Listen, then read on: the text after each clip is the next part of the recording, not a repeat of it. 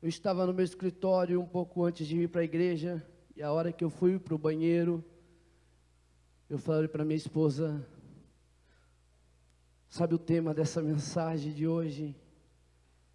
Ela falou, não, né? Eu tenho, só não está comigo. Eu tenho, só não está comigo.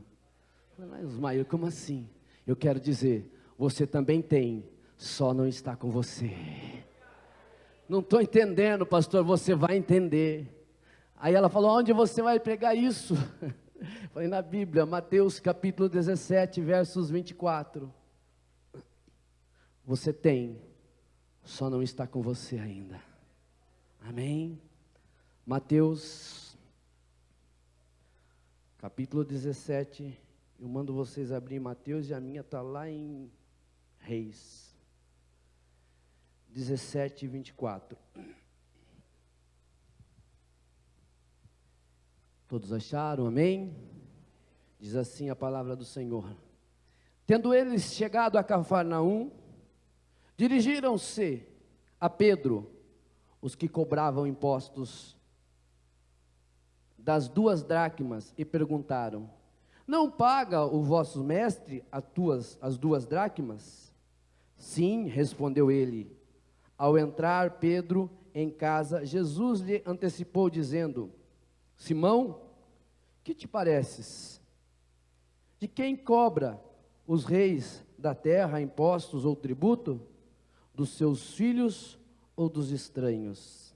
Respondeu Pedro, dos estranhos. Jesus lhe disse, logo então estão isentos os filhos, mas para que não escandalizemos, vai ao mar, lança o anzol, e a primeiro peixe que fisgar, tirar e abri-lo a boca, achará um estáter. Toma-o e entrega-lhes, por mim e por ti. Amém? Feche a sua Bíblia, não deixe que ninguém tire a sua atenção. Irmãos, quando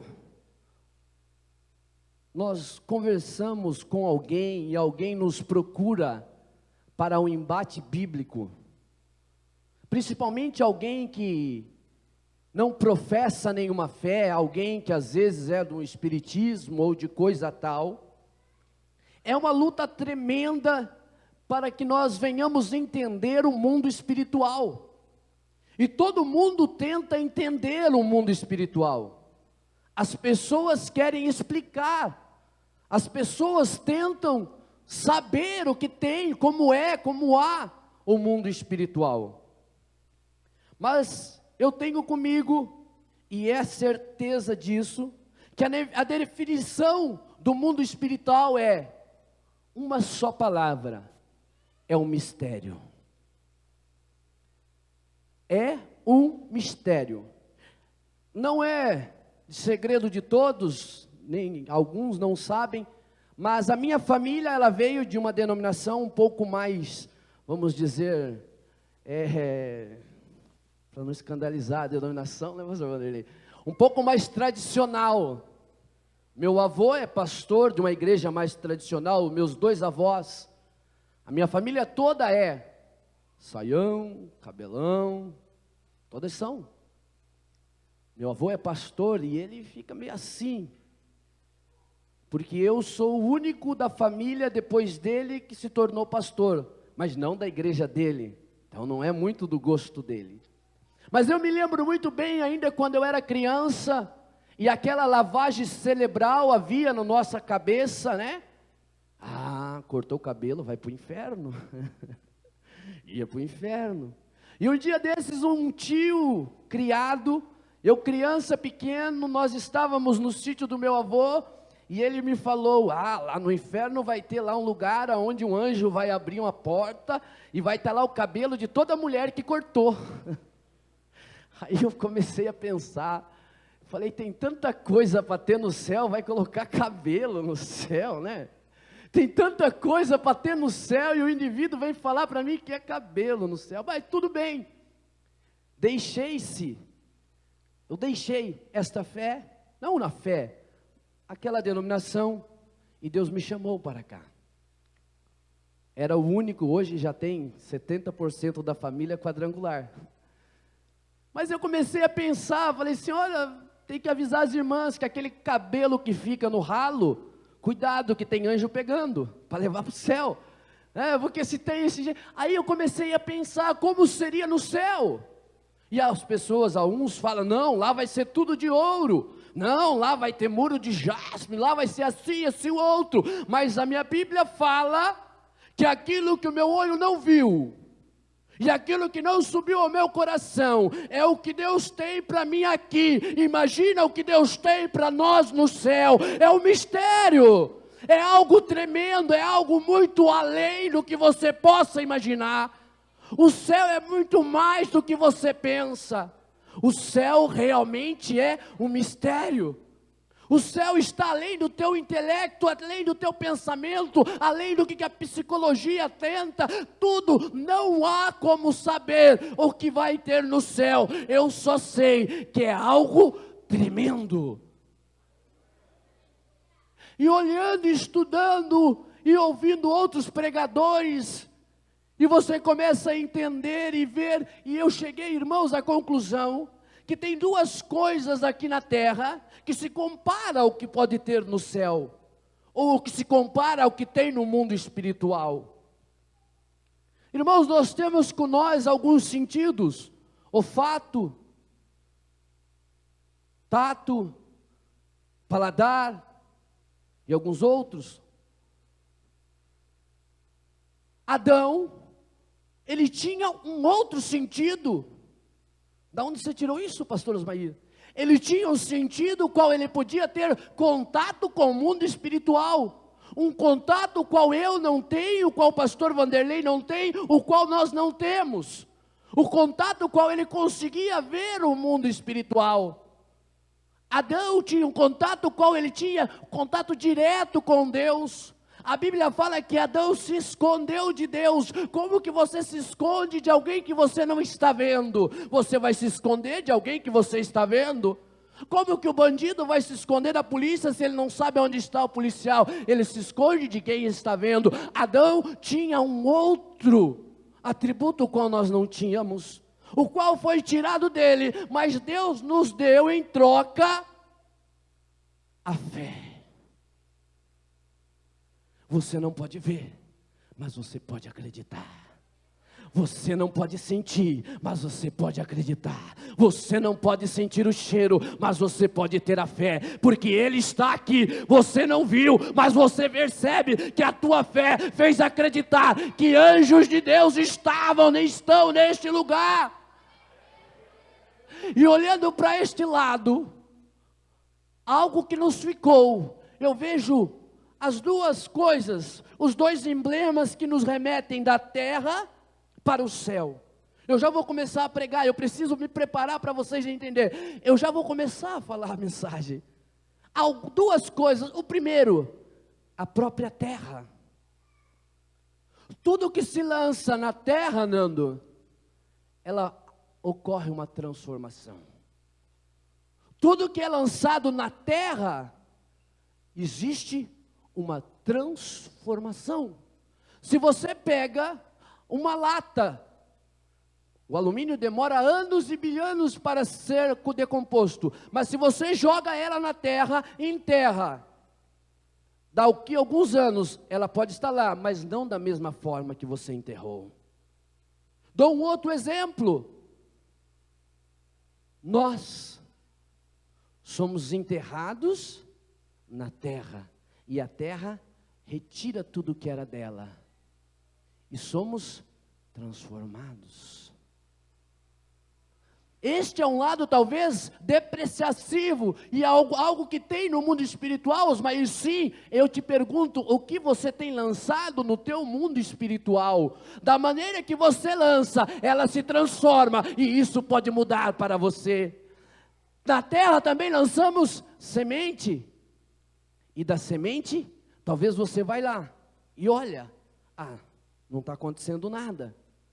Passa mais uma semana, você vai e olha de novo, não está acontecendo nada, você não consegue ver, mas embaixo existe uma transformação, e logo, logo, algo vai brotar. Meu irmão, eu quero dizer o seguinte: talvez você tenha lançado a tua bênção, talvez você tenha lançado no mundo espiritual, talvez você tenha orado, talvez você tenha clamado, e você vai lá e fala: nada está acontecendo, pastor. Talvez você tenha jejuado, e você fala: nada tem mudado, pastor. Talvez você faz corrente, e nada tem mudado, pastor. É que você não está vendo, mas no mundo espiritual acontece a transformação. Há uma hora que vai chegar. É algo que acontece no mundo espiritual. Outro emblema que parece com isso é a água. A água, se você jogar um corpo na água, também se decompõe. Ele há uma transformação. E na Bíblia, Jesus compara a água como um reino. Ele fala: lança-se sobre as águas. Lança sobre a água. Eu quero te dizer, talvez você não esteja mais acreditando. Talvez há um momento que nós falamos: não vai acontecer mais, eu já cansei, e já não vai mais acontecer nada. Ei, está acontecendo a transformação, você não está vendo. O mundo espiritual nós não podemos ter acesso, porque Adão quebrou isso, nós não podemos ver, mas ei, a tua fé vai fazer acontecer, a tua fé vai acontecer, vai ter transformação, vai alterar. Isso ainda vai mudar, porque o mundo espiritual você não vê, mas tem a transformação, pastora Ruth, tem a modificação. Quantas coisas você achou que não ia, agora não dá mais. Quantas vezes, Adriana, a gente fala para nós mesmos: agora eu vou largar a mão, agora eu vou abandonar, não, agora é minha última vez, eu não quero saber mais. Quantas vezes você pensou, diácono, em largar o teu uniforme e falar: eu não quero mais. Quantas vezes o músico, você que faz o louvor, pensou: não, eu não quero mais, o líder me desagradou. Ei, você não faz para Deus, faça, porque no mundo espiritual algo está acontecendo. Não desanime, no mundo espiritual há transformação, e vai vir diferente para a tua vida. E olhando para esse lado, olhando para isso, eu parei nessa passagem. Eu não sei se vocês sabem, mas no livro de Mateus, uma grande porcentagem do livro de Mateus, ele está fora de ordem. A cronologia do livro de Mateus está fora. O pastor está falando loucura. Não, já não estou falando, eu vou te falar por que não. Para Jesus, se você ver, ele precisava fazer a multiplicação dos pães e dos peixes. E ele estava ali, mas se você for ver, essa ordem está alterada.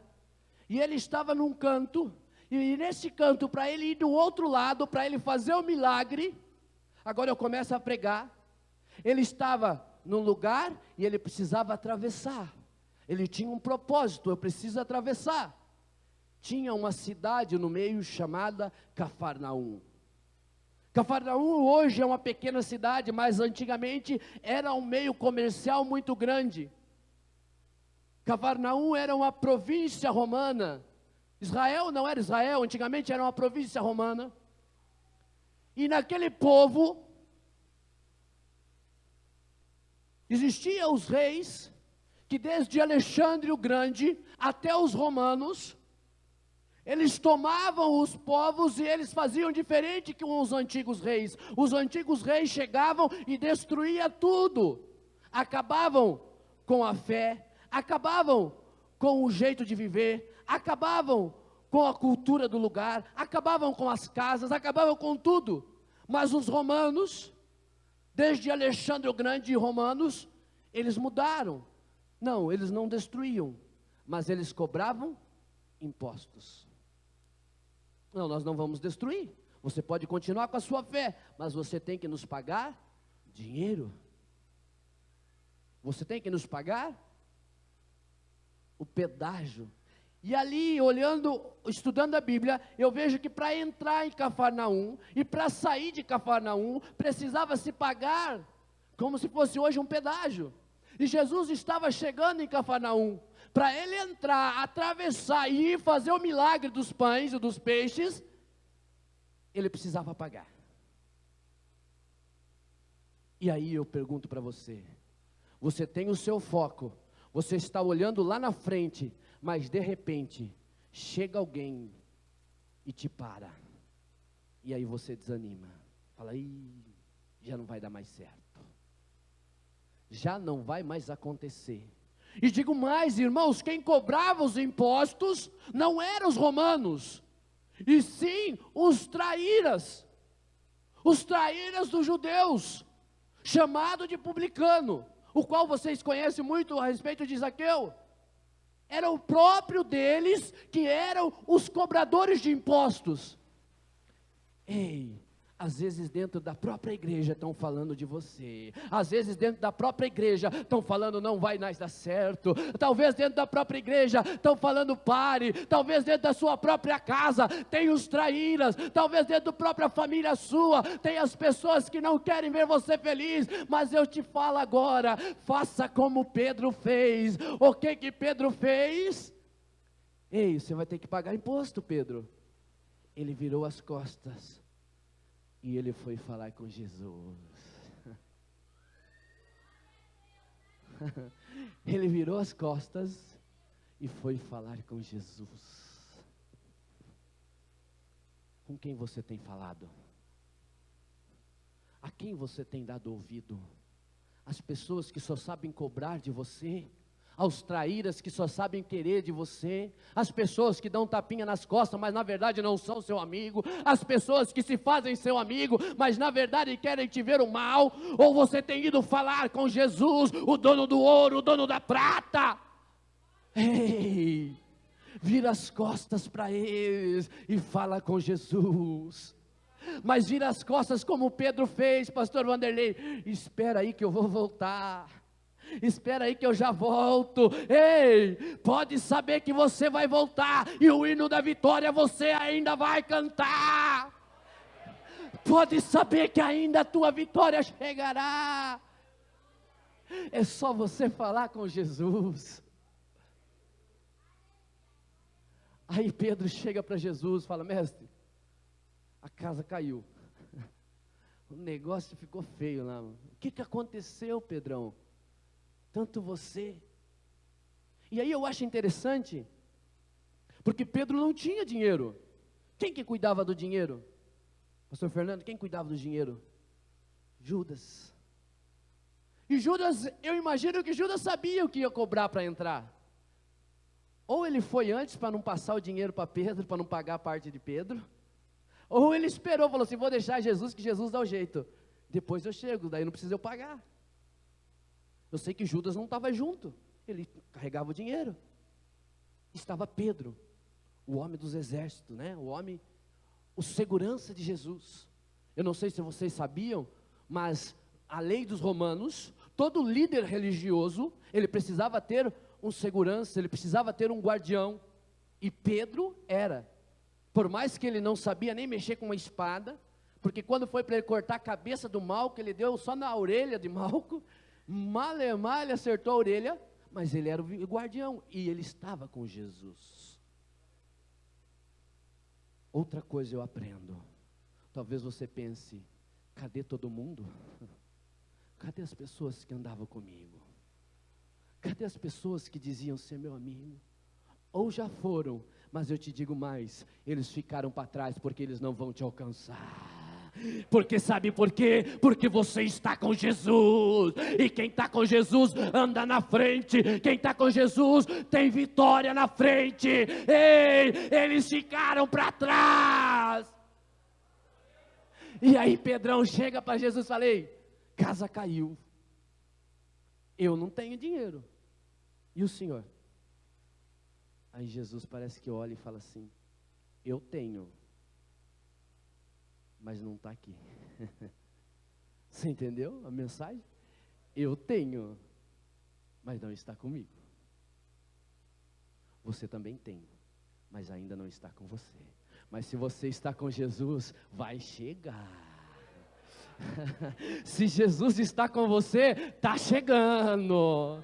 E aí parece que eu falo, Jesus fala, mas como assim, Jesus, você tem, mas não está com você?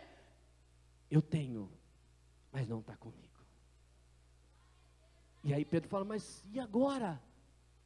Aí Jesus parece que pergunta para Pedro, você sabe pescar? Que pergunta mais tola, né? Porque Pedro era pescador. Pescador dos bons, profissional. Pedro era a Regina com o Beto no nosso meio aqui, ó. Os pescadores. E aí parece que Jesus chega e fala assim, então pega o anzol, Pedro, e vai pescar. Aí Pedro fala, mas eu pescar de anzol? Eu sei jogar tarrafa, eu sei passar rede, Jesus, aí não. Os profissionais estão tudo lá na beira da praia, os caras vão ver eu chegando com uma... Não, com anzol não. Vai, Pedro. E aí a hora que Pedro chega na praia, parece que eu estou vendo as outras pessoas olhando, e você quebrou, hein? Se deu mal, começou a andar com Jesus, olha aí, ó. As pessoas não falam isso de você? Começou a andar com Jesus, cadê a Vitória? Você não está com Jesus? E agora está aí? Aí Pedro parece que fala assim, espera só um pouquinho. Acalma só um pouquinho. E de repente Pedro joga a vara. E quanto que era para pescar, para entrar e sair de Cafarnaum? 4 dracmas. Aí Pedro puxa o peixe. Irmãos, se Deus fez um peixe vomitar um homem na praia, o que é uma moedinha? E eu te pergunto, o que é o teu problema?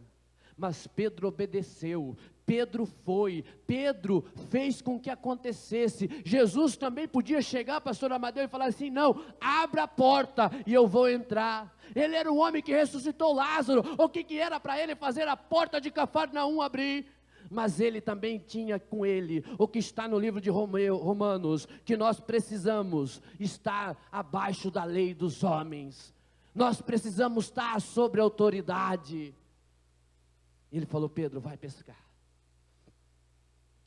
Aí Pedro foi e trouxe uma moeda. Aquela moeda, nos valores, pagou a de Pedro, pagou a de Jesus, e ainda sobrou uma moeda. Ainda tem sobra para você. Você vai pagar o que deve, vai pagar o que deve, e ainda vai sobrar. Ainda vai sobrar. E aí eu começo a perguntar, como aquela moeda foi parar na barriga de um peixe? Se o mundo terrestre não tem contato com o mundo espiritual, o mundo espiritual não ia jogar uma moeda? Ou ia? Eu não vejo isso. E aí eu comecei a pensar, como foi que essa moeda foi parar lá? Eu não sei se isso pode ser uma revelação ou não, ou coisa da minha cabeça, mas entenda você. Antes do Novo Testamento, só existia o Antigo Testamento. O Antigo Testamento era guardado dentro de uns vidros, e eles tiravam para fazer a leitura. Esqueça o nome agora. Mas eram feitas leituras, os pergaminhos. Tirava os pergaminhos e fazia a leitura. Eu parece que vejo Pedro, quando ainda pescador, pastor Adriano, abre o pergaminho, lá em Eclesiastes capítulo 11, versos 1, aonde a palavra fala assim, lança-se o teu pão sobre as águas, e mais tarde verás, lá na frente colherás. E aí Pedro parece que tira do fundo daquele pergaminho, mas o que é o meu pão? É a minha moeda que eu tenho. Isso aqui é o meu pão. Bom, vou jogar. Jogou no mar. Quantos de vocês já perderam o brinco na praia? Não acha? Quantos já perdeu? Não tem, olha, dá trabalho. Agora imagina jogar uma moeda no fundo do mar. E eu parece que Pedro jogou. E aquilo caiu.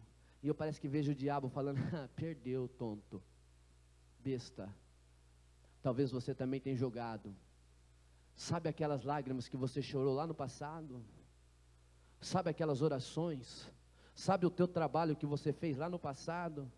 Ah, pastor, eu já fui tanta coisa na igreja, eu sei, Deus também sabe, e Deus não deve nada para ninguém. No passado você lançou o pão sobre as águas. Ah, pastor, eu já fiz tanto, hoje eu não faço mais, mas eu fiz, pastorei. O meu Deus não deve nada para ninguém. Se você lançou, mais tarde você colherá. Quem foi que pegou a moeda depois? Foi Pedro. Provavelmente pode até ser ou não, mas Pedro jogou e lá na frente colheu. Eu parece que vejo o rei. Você lembra disso? Quando o rei estava enfermo, Deus manda Isaías ir lá e falar assim, ei, fala para ele que ele vai morrer. E eu parece que vejo o rei, ele vira para a parede e fala, Senhor, eu andei nos seus caminhos. E ele começa a chorar, Senhor, eu destruí todos os postes ídolos que tinha aqui, Senhor, eu fiz a tua vontade. E aí Deus vai lá no livro e olha, e ele começa a ver e fala, não é que ele fez mesmo, ele tem crédito aqui comigo. Ele fala, Isaías, volta lá, porque ele tem crédito comigo, ele lançou o pão sobre as águas, volta lá e fala para ele, que eu dou mais 15 anos para ele. Ei, não é em vão o que você já fez, não é em vão o que você tem feito. Lança o teu pão sobre as águas, porque o que é teu não está com você, está no mundo espiritual. Você tem, mas não está com você. Você tem, mas está com Deus. Você tem, mas Ele vai te dar. Ei, alabaçou. Pode aplaudir, Senhor, pode adorar, aleluia.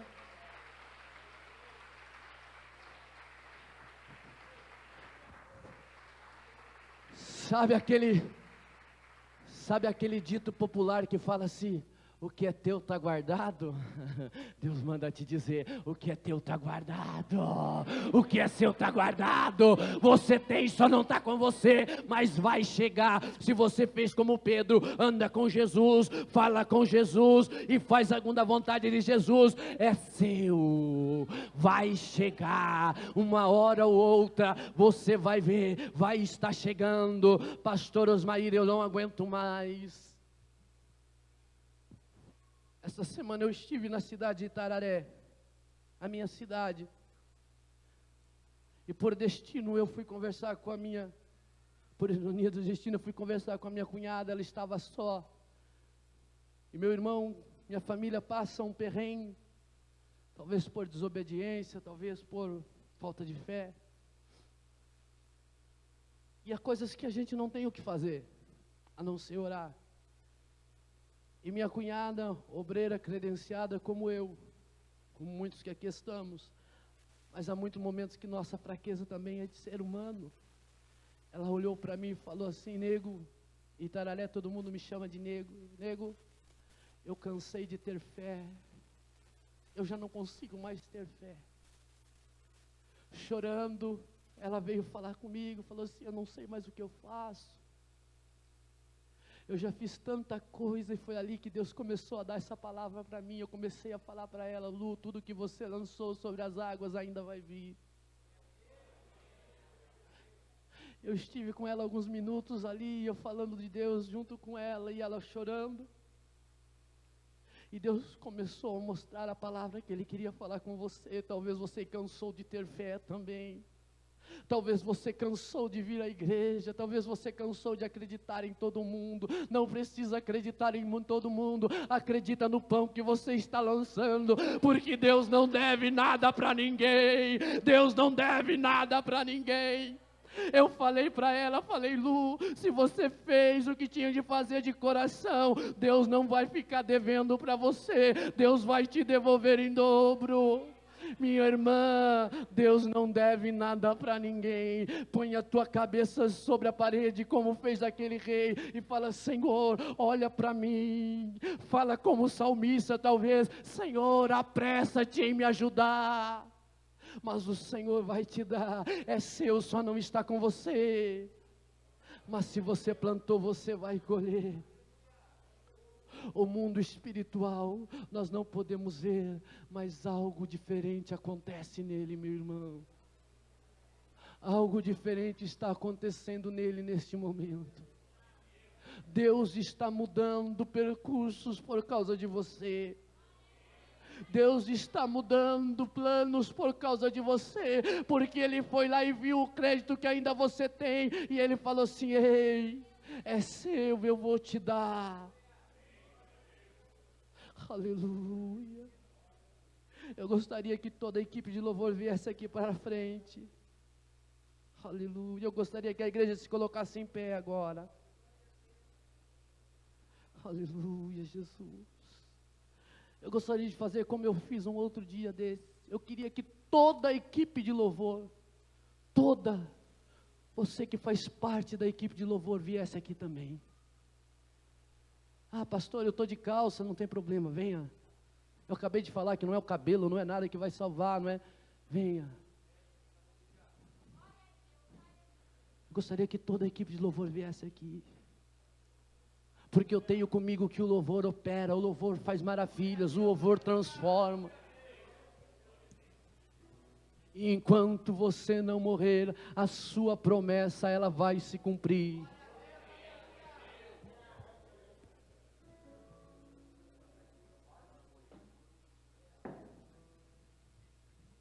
Aleluia. Feche os seus olhos no lugar onde você está agora. Eu não sei o que você veio buscar. Eu só sei que Deus tem para te dar. Deus foi no fundo do mar e tirou para Pedro. Deus foi no fundo do mar e arrancou o que era de Pedro. Não sei se Deus vai tirar do mar, não sei se vai vir do céu, mas Deus vai te dar. É seu. Tem uma mensagem que o pastor Alex pregou há muito tempo, e aquilo me marcou. Muitos de nós vamos se lembrar, que ele fala que aquilo que nos foi levado, nenhuma unha ficará para trás. Tudo que é seu vai voltar em dobro. Tudo que é seu vai voltar em dobro. Feche os seus olhos agora e comece a adorar a Deus.